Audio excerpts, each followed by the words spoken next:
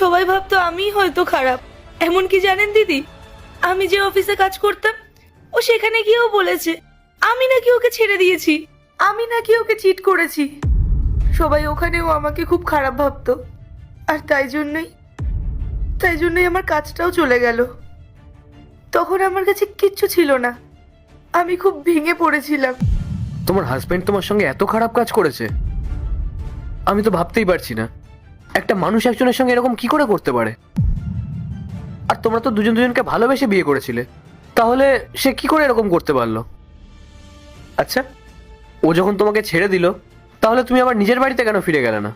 আমি যখন ওর কথা শুনে আমার বাবা মায়ের সাথে সব সম্পর্ক বিচ্ছেদ করে দিই, তখন আমার বাবা মা আমাকে বলেছিলেন আর যাতে কোনো দিনও আমি নিজের মুখ ওনাদেরকে না দেখাই, আর যাতে কোনো দিনও ওনাদের সাথে যোগাযোগ করার চেষ্টা না করি।